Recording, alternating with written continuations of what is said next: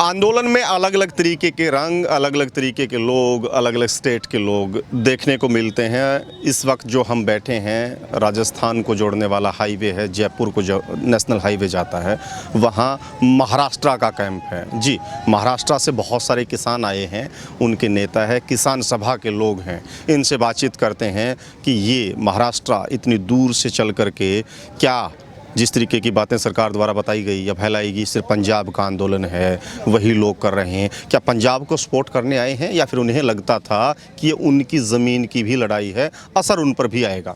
Sir, स्वागत है आपका। तो महाराष्ट्र से चल कर के यहाँ कब आप चले थे, किस माध्यम से कब यहाँ पहुँचे हैं? हम महाराष्ट्र से 21 तारीख को नासिक से सभी महाराष्ट्र के 1200 से ऊपर लोग चल पड़े।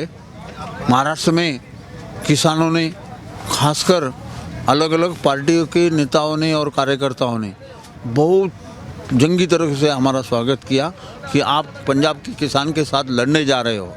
और वो उसमें शिवसेना यानी बीजेपी छोड़ के सभी पार्टी के नेता, सभी संगठनों, किसान संगठन के नेता हमको मिले, हमको अगुवाई की और यहाँ तक कि खाने पीने का सब व्यवस्था उन्होंने किया। ये सिरपुर बॉर्डर, अपना सिरपुर छोड़ने के बाद मध्य प्रदेश में आए। मध्य प्रदेश में हमको लगता था कि भी मध्य प्रदेश की सरकार हमको रुकाएगी, मगर मध्य प्रदेश की सरकार ने भी रुकाया नहीं। और हम कोटा, फिर कोटा से जयपुर और जयपुर से यहाँ पर पहुँचे। और ये रोड तब तक चल रहा था। ये रोड को हमने ही पहले ब्लॉक किया, फिर बाकी साथी आना शुरू हुए।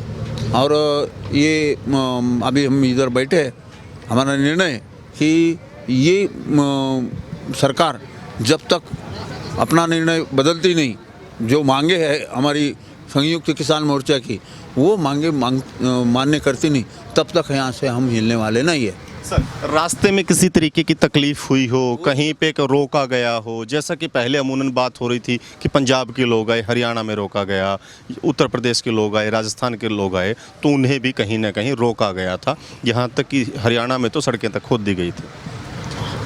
हमको ऐसा, हमने पहले भी बताया कि मध्य प्रदेश में बीजेपी की सरकार है, वहाँ पर हमें रोका जाएगा। मगर मध्य प्रदेश के सरकार में यानी पुलिस ने किसी तरह का अटकाव हमें किया नहीं। हालांकि उनका पुलिस पहले चलता था और उसके बाद में हमारा जत्था चलता था, जो वाहनों का जत्था है, और वो जत्था एकदम सुरक्षित यहाँ पर पहुँचा। बीच में कोई दिक्कत हमें नहीं आई और यहाँ पर आने के बाद तो कोई दिक्कत नहीं हमें। तो कितने दिन लगे? 5 दिन हमको लगे। 21 तारीख को शुरू किया, 25 तारीख को हम यहाँ पहुँचे। हाँ, और ये जो आंदोलन है, ये आंदोलन हमारे लिए नया नहीं है। मगर जो बोला जाता है कि भाई ये पंजाब के किसानों का, हरियाणा के किसानों का आंदोलन है, तो वो झूठ है, गलत है। जो उपाधि दी गई इस आंदोलन को, ये सब गुमराह करने की उपाधियाँ है। जैसा खालिस्तान का आंदोलन है, बाद में हमारे ही महाराष्ट्र के एक मंत्री ने किया था, जो केंद्रीय मंत्री रह चुका है, राव साहब दानवे, उसने बोला था इसके पीछे चीन और पाकिस्तान का हाथ है। तो वो सब ख़त्म हो गया, वो झूठ हो गया। और ये आंदोलन किसानों का है और किसान ही यहाँ लड़ने आए। ये जो बैठे हुए साथी हैं हमारे, ये सभी किसान हैं और किसानों का आंदोलन होने की वजह से ये आंदोलन चलता रहेगा और ये आंदोलन यशस्वी होते रहेगा, ये हमारा अनुमान है। क्या लगता है, लड़ाई हरियाणा और पंजाब की है या फिर नुकसान महाराष्ट्र के किसान का भी है? महाराष्ट्र के किसान का बहुत बड़ा नुकसान है। महाराष्ट्र में अभी हम चल पड़े तो हमारे ही साथी, जिसको पहले हमने बोला था चलो भाई हमारे साथ, उनको अच्छा नहीं लगा। जब हमने मध्य प्रदेश बॉर्डर पास किया तो उधर से और 5 गाड़ियाँ आई और महाराष्ट्र में भी किसान लड़ने को तैयार हो गया। जैसा वो राजू शेट्टी का संगठन है, स्वाभिमानी शेतकरी संगठन और कई किसान संगठन है, वो सब संगठन है उधर किसानों को में जो हलचल मची है उसको मुहैया कर रहे हैं। और किसान इतना लंबा रास्ता करके आने का सोच रहे हैं या उधर और आंदोलन करने का सोच रहे हैं, ये नज़दीक के दिनों में हमें पता चलेगा। मगर ये जो सरकार ने कानून तीनों लाए हैं, ये किसानों को बर्बाद करने वाले कानून हैं। इनको रद्द करना चाहिए। ये जो मांग उठाई है किसानों ने, ये सभी 500 के ऊपर की संगठन इसमें साथ है, और ये जो मांग है वो जायज़ है कि ये तीनों कानून रद्द होना चाहिए। ये जो बिजली बिल आने वाला है, ये बिजली बिल भी घरगुती ग्राहक जो है वो ग्राहक का, और जो बिजली यूज करने वाले, बिजली का उपयोग करने वाले किसान हैं जो खेती के लिए, उसका भी कंबर टूटने वाला है, उसको भी बर्बाद, नुकसान बड़ा होगा, बहुत सारा बिल आएगा और परेशान हो जाएगा। आज ही महाराष्ट्र में सब देश में जितनी 4 लाख से ऊपर आत्महत्या हुई है, सबसे ज़्यादा महाराष्ट्र में हुए 75,000 हुई।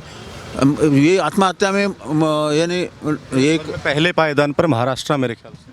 हाँ, आत्महत्या में सबसे पहले पायदान पर है। वो हमारे लिए शर्म की बात है, मगर क्या करें, वो किसान को जैसा ये MSP के अनुसार दाम मिलना चाहिए वो मिलता नहीं है। प्याज का भाव बढ़ गया, निर्यात बंदी कर दिया, प्याज के भाव नीचे आ जाते हैं। वो जो अंगूर है, अंगूर का सही दाम लोगों से मिलता नहीं, या व्यापारी आते हैं वो लूट के लेके जाते हैं।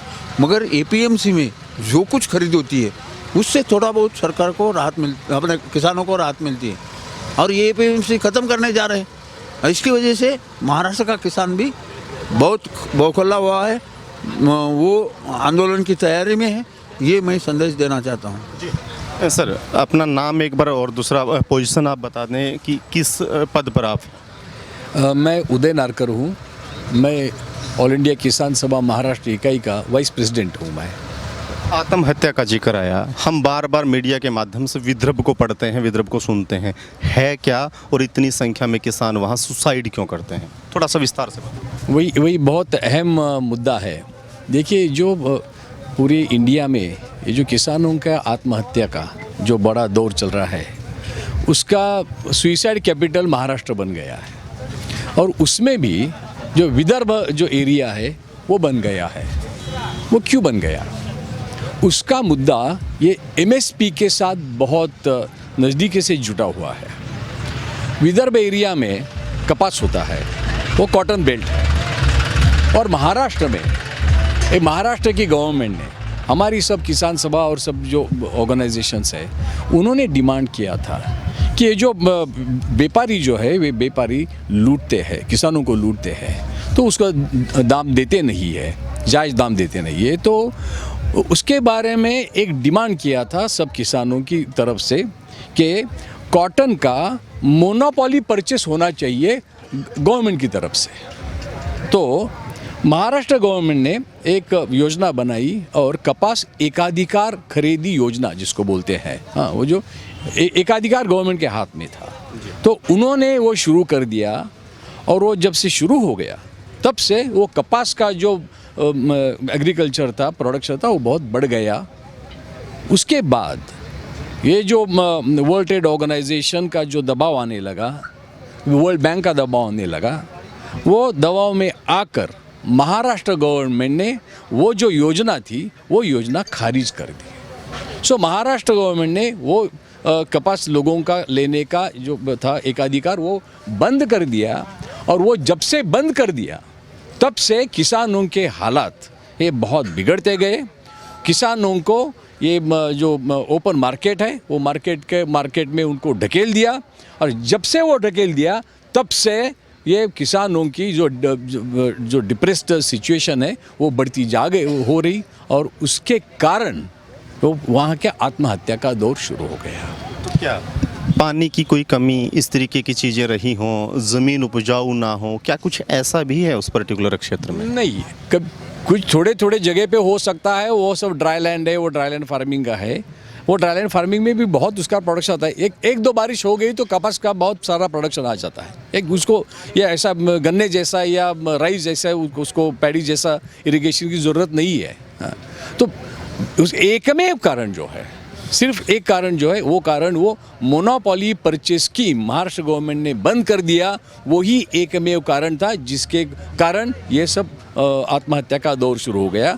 उसमें दूसरी बार ये हो गया कि ये जो न्यू लिबरल पॉलिसी गवर्नमेंट ने अपनाई, वो न्यू लिबरल पॉलिसी के कारण आपने देखा टर्म्स ऑफ ट्रेड ये जो है, जो व्यापार की जो कंडीशंस है वो खेती के खिलाफ होने लगा।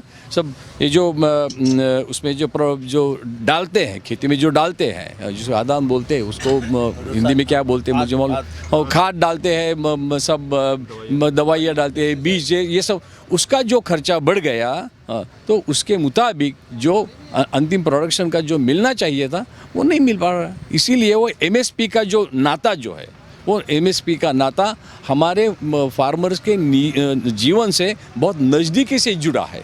इसीलिए एमएसपी अगर खारिज होता है, एमएसपी का संकल्पना अगर टूट जाता है और ये सरकार तोड़ती है, तो महाराष्ट्र के किसान ये उठेंगे और इसका कड़ा जवाब देंगे, वो देते आ रहे हैं, ये बात है। और एक दूसरी बात मैं बताता हूँ, महाराष्ट्र में जो ग्रीन रिवॉल्यूशन हो गया, वो ग्रीन रिवॉल्यूशन के परिणाम स्वरूप शुगर इंडस्ट्री बहुत बड़ी हो गई और शुगर इंडस्ट्री एक नंबर पे इंडिया में है।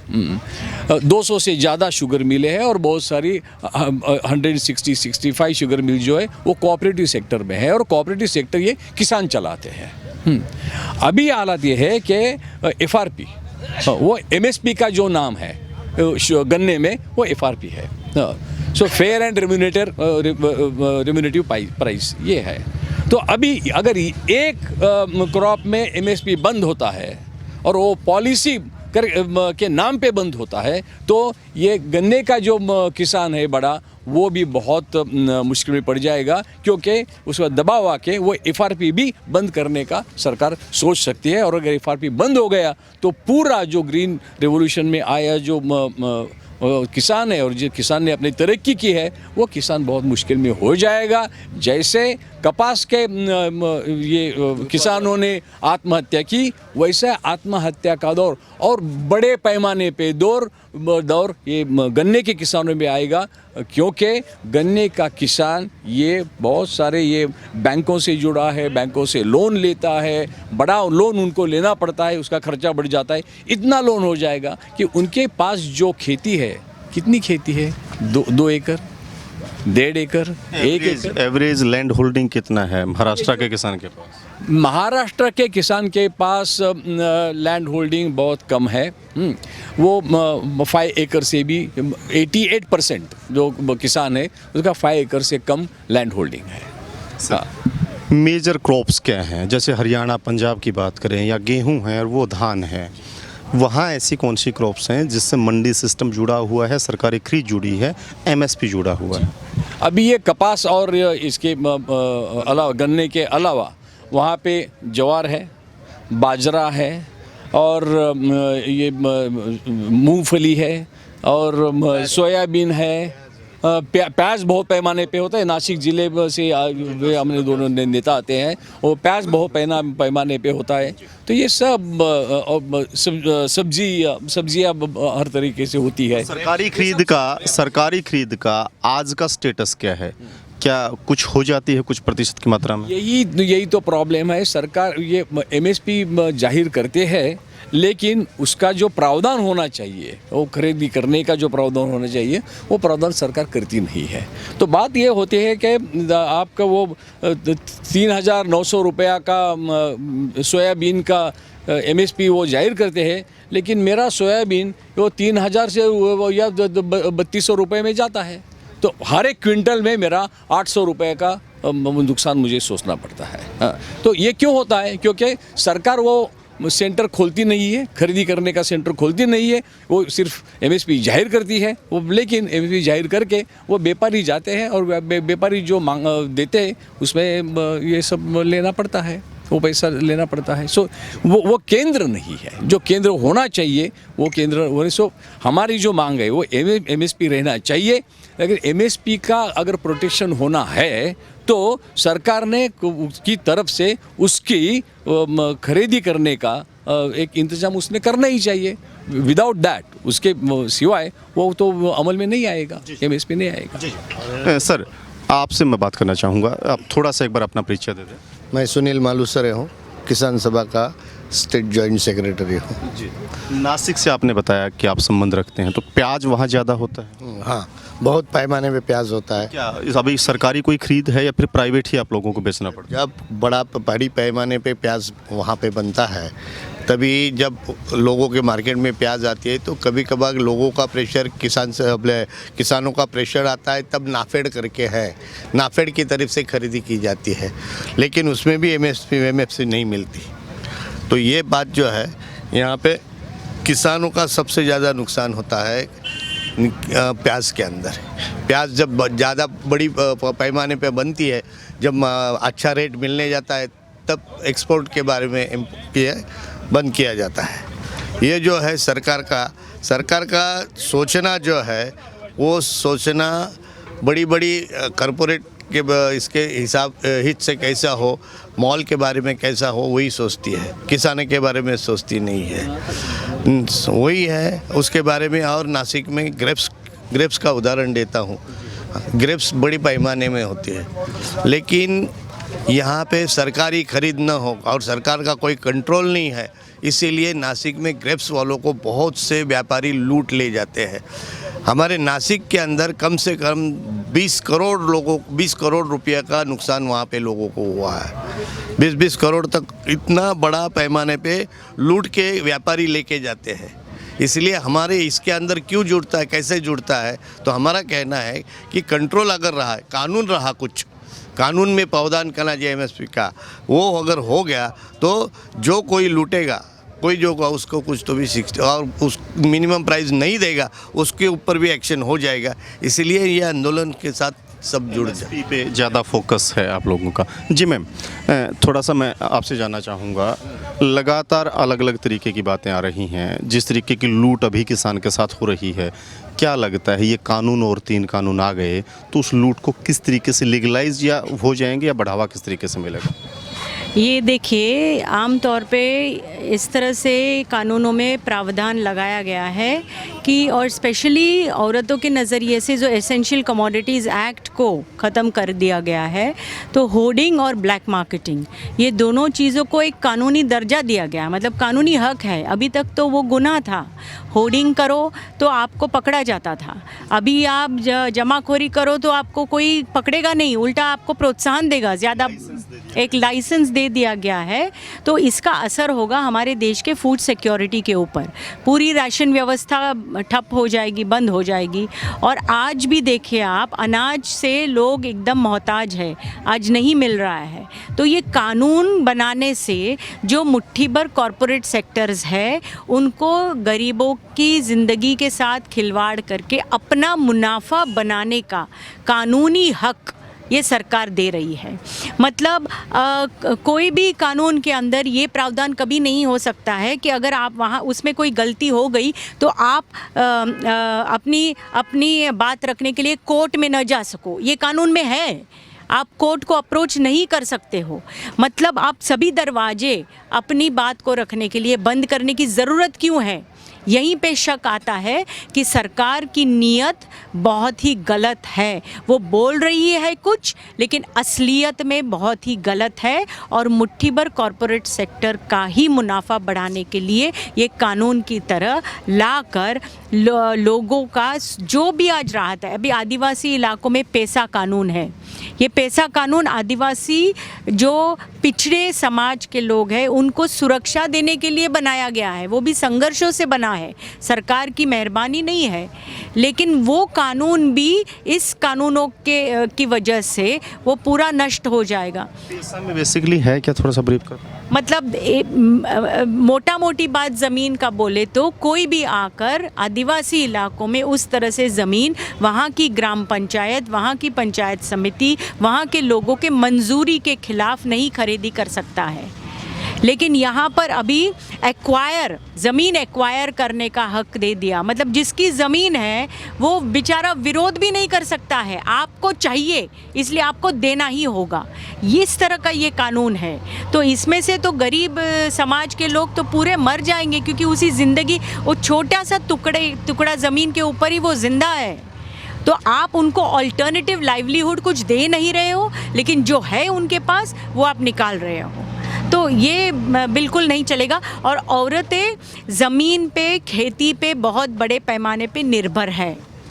औरतें गांव-गांव में घूम रही है। अखिल भारतीय जनवादी महिला समिति इस आंदोलन के साथ में इसीलिए है कि औरतें गांव-गांव में घूमकर इस ज़मीन की रक्षा के लिए मोदी के खिलाफ खड़ी है। बाबा हिंदी समझते हैं, बोल लेंगे? ये बोल देंगे। आप बोल लेंगे जी। तो मेरे ख्याल से जो जिक्र था, आप युवाओं का प्रतिनिधित्व वहाँ करते हैं, तो युवा किस तरीके की भागीदारी इस आंदोलन में दर्ज करवाएगा? मैं सुदाम ठाकरे नंदुरबार का जिला सचिव हूँ युवा संगठन का। तो हमारे स्टेट कमेटी की ओर से डिक्लेयर किया गया है कि किसानों का जो आंदोलन है पिछले 32 दिनों से चल रहा है, उसमें पूरी तरह से युवा किसानों के साथ है और हर वक्त किसानों को जब जब ज़रूरत पड़ेगी युवाओं की, तब तब हम किसानों के साथ कंधे से कंधा मिला के चलेंगे। और अभी जो मैडम ने बताया पैसा एक्ट, उसके बारे में जो ज़मीन एक्वायर की कर रही है सरकार आदिवासी इलाकों में, उसके बारे में 2 शब्द कहूँगा कि जो पिछले दिनों में पिछले वक्त में जो था ये पैसा एक्ट के बावजूद जो ज़मीन थी वो बगैर आदिवासी जो लोग हैं उनके नाम पे नहीं होती थी, वो खरीद नहीं सकता था। तो आज सरकार जो है वो हमारे ऊपर ये जो 3 काले कानून ला के ज़बरदस्ती हमारी ज़मीन जो जीने का एक ही सहारा था वो भी निकालने की कोशिश में है। तो इसका पूरी तरह से कड़ा विरोध हम करेंगे और किसानों के साथ डटे रहेंगे। बहुत शुक्रिया आपका। तो माफ़ कीजिएगा, आदिवासियों से जुड़े हुए एक नेता मेरे ख्याल से आप में से कौन थे? आप हैं जी, अजय। ये आदिवासियों का बार बार जिक्र आ रहा है, कितनी आबादी है आदिवासियों की महाराष्ट्र में? जी, महाराष्ट्र का अंदर तो हमारे आदिवासी के बहुत आबादी है। मैं जहाँ आया हूँ खांदे से नंदुरबार डिस्ट्रिक्ट से, वहाँ पे 75% आदिवासी है। और यहाँ पे जो आदिवासी के पास जो ज़मीन था यो 2% ज़मीन आदिवासी के पास है। और आदिवासी उद्योग क्षेत्र में कुछ गया है, थोड़ा सा 1-2 पॉइंट सर्विस में है। और ये हमारे आदिवासी जो पहाड़ी इलाके में जो ज़मीन खरीदता है, आदिवासी के लिए जो वन कानून बना है, ये तो अभी तक उसका अमल बजावनी ठीक से नहीं हो रहा है, इसलिए हम लोग लड़ रहे हैं। और जो वन अधिकार कानून हुआ है उसका अमलबाजी 100% हुआ नहीं। और ये केंद्र सरकार ने जो अभी ये जो कृषि कानून लाया है, इसमें वो जो कृषि कानून जो इसका जो लागू होगा, इसका अमल जब होगा तो ये हमारे लिए बहुत संकट का आचर है। इसलिए हम लोग वहाँ से ये जो मालूम हुआ, तो इसलिए हम जो पंजाब हरियाणा का जो किसान और देश का किसान जाग उठा है, इसलिए हम भी हमारे मुल्क से जाग कर आए हैं यहाँ तक। अभी 5-6 दिन तक हम किसानों के साथ हैं, आगे भी साथ में रहेंगे, लड़ेंगे। जब तक केंद्र सरकार ये कानून वापस नहीं लेता तब तक हम किसानों के साथ रहेंगे और लड़ेंगे और जीतेंगे। डॉक्टर साहब आप बैठे हैं, आखिरी सवाल मैं आपसे लूँगा। 1200-1500 किसान चल के दिल्ली तक पहुँच गए महाराष्ट्र से, लड़ाई लंबी हुई, तो महाराष्ट्र क्या बैकअप देगा राष्ट्रीय राजधानी दिल्ली क्षेत्र में जो चढ़ाई कर रहे हैं किसान? देखिए, जैसे यहाँ पे ज़रूरत पड़ेगी, हमें तो मालूम है कि अभी जो आंदोलन का जो केंद्र है, वो आंदोलन का केंद्र ये दिल्ली की सब जो बॉर्डर्स है, ये बॉर्डर्स में है। तो इसको मजबूत करना तो है ही। तो इसको मजबूत करने के लिए इधर का जो शीर्ष नेतृत्व है, जो हमसे मांग करेगा, वो मांग पूरी करने की हम बहुत सारी कोशिश करेंगे। वो तो बात एक है। लेकिन दूसरी बात ये है कि सिर्फ ये फ्रंट ओपन करके ये आंदोलन पूरा नहीं हो सकता, वो उसको यश नहीं मिल सकता। तो पूरा अगर वो यशस्वी करना है तो पूरा देश में, पूरा भारत में ये आंदोलन इसी तरह से फैलना चाहिए। और हमने अभी प्लान कर दिया है कि अभी यहाँ से जाने के बाद वो महाराष्ट्र में पहले आंदोलन तो शुरू हुआ है, आपको मालूम है 26 को वो जो हो गया भारत बंद, बाद में हो गया 8 तारीख को। पोल्स जितनी भी ली गई उसमें पार्टिसिपेशन हर तरीके से रहा। बड़ा पार्टिसिपेशन है, बहुत बड़ा पार्टिसिपेशन है। और अभी आगे आगे जाके इसमें ज़्यादा से ज़्यादा मोबिलाइजेशन करके जो नए नए जो कोई प्रोग्राम्स आएंगे वो प्रोग्राम्स हम इम्प्लीमेंट करेंगे। और बड़ी पैमाने पे वो महाराष्ट्र का किसान ये आंदोलन से जुड़ जाएगा, उसमें कृतिशील हो जाएगा, उसमें कोई दो राय नहीं है, कोई दो राय नहीं हो जाएगा। लगातार आरोप लगते रहे हैं कि खालिस्तानी है पंजाब के किसानों के लिए बोला गया, किसी को देश विरोधी ताकतों से मिले हुए लोग बताया गया। कम्युनिस्ट पार्टी से जितने भी कॉमरेड्स हैं उनके ऊपर लगातार कहीं ना कहीं एक बड़ा सा सवालिया निशान सरकार का होता ही है कि ये तो है ही एंटी नेशनल। क्यों? दिखा दीजिए, हमें दिखा दीजिए यहाँ पे कौन खालिस्तानी है, हमें बता दीजिए कि किशन साहब जो है, किशन साहब का रिश्ता पाकिस्तान से है, चाइना से। दिखा दीजिए, क्यों नहीं दिखाई देते? ये अपना ये जो देखिए मीडिया हाथ में लेके सब मीडिया अंकित करके जो गोदी मीडिया, मोदी मीडिया जो बन गया है वो झूठ फैला रहा है। और वो कितना भी झूठ फैले ये अब किसान मानने को तैयार नहीं है, क्योंकि किसानों ने इसकी सच्चाई देखी है। ये सरकार की सच्चाई 7 साल में, अभी से 6 साल हो गए, उनकी सच्चाई देखी है। तो ये कितना भी झूठ बोले उसका कोई फ़ायदा होने। ये कल ये झूठ क्या बोले? ये झूठ बोले केरला में क्यों एपीएमसी के लिए प्रधानमंत्री जी के मुंह से निकला, वो प्रधानमंत्री के मुंह से ही निकला। हाँ, ये कैसे प्रधानमंत्री है? वो जो इग्नोरेंट प्रधानमंत्री है, अज्ञानी है, वो विश्वगुरु बनना चाहते हैं। उनको हमारे केरल की क्या वास्तवता है ये भी उनको समझ में नहीं आ रहा है। वहाँ पे एपीएमसी की ज़रूरत ही नहीं है। एपीएमसी में जो आता है वो धान वहाँ पे होता ही नहीं है, अलग किस्म का वहाँ पे क्रॉप पैटर्न है। जिसको ये समझता नहीं है वो प्रधानमंत्री ये किसानों का क्या भला करेगा? उनको समझता है एक ही बात, जो एक कान में अंबानी बोलता है दूसरे कान में अदानी बोलता है, उतना ही उनके कान से जाके उनके मन से वो मुंह से बाहर आता है, उसको हम मन की बात बोलते हैं। और मन की बात का दूसरा कोई भी अर्थ नहीं है। प्रधानमंत्री जी की अज्ञानता है या फिर अज्ञानियों की टीम प्रधानमंत्री जी ने जोड़ रखी है? और जिसको ज्ञानी लोग इकट्ठा नहीं करना आते उसको क्या बोलने का? हाँ, उनके अज्ञानी उनके सलाह देने वाले होंगे, या ये खुद देखिए वो अकेले तो कोई सब ज्ञान नहीं कर। अगर उनको भी लगे और उनको भक्तों को लगे कि सब उनको ज्ञान है और वो सब बताने लगे कि यहाँ पे सर्जरी ये होता था, टेस्ट ट्यूब बीबी का यहाँ पे एक्सपेरिमेंट हो रहा था, ये उनका ज्ञान है। उनके ज्ञान से किसानों को क्या फ़ायदा होगा? कुछ फ़ायदा नहीं होने वाला है। ऐसे ज्ञानी है, उनका ज्ञान उनके पास रहने दो।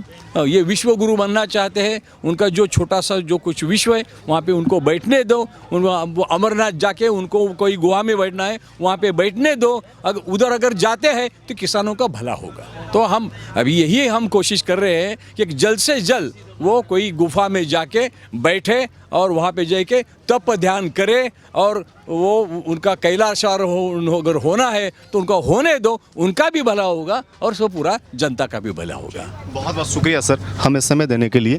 तो ये महाराष्ट्र किसान सभा से जुड़े हुए नेता हैं, उनसे जुड़े हुए किसान हैं, आतंकवादी नहीं हैं। चेहरे पढ़ लीजिएगा, चेहरे देख लीजिएगा। दिल्ली में संघर्ष कर रहे किसानों का साथ देने आए हैं, उनका हौसला बढ़ाने आए हैं और बता रहे हैं कि अभी 1500 पहुँचे हैं, ज़रूरत पड़ी तो 15,000 पहुँचेंगे। ज़िला स्तर पर, तहसील स्तर पर, गांव स्तर पर, देश स्तर पर धरने देंगे, आंदोलन करेंगे। सिर्फ दिल्ली तक ही लड़ाई सीमित नहीं रही है, बल्कि देश के अलग अलग हिस्सों के लोग अब दिल्ली की इस चढ़ाई में साथ देने के लिए पहुँचना शुरू हो गए हैं। लगातार आंदोलन से जुड़ी खबरें और अपडेट्स के लिए आप जुड़े रहें दायगरों के साथ, अपने सहयोगी किस्मत राणा के साथ। मैं रुद्रा राजेश कुंडू, दिल्ली बॉर्डर।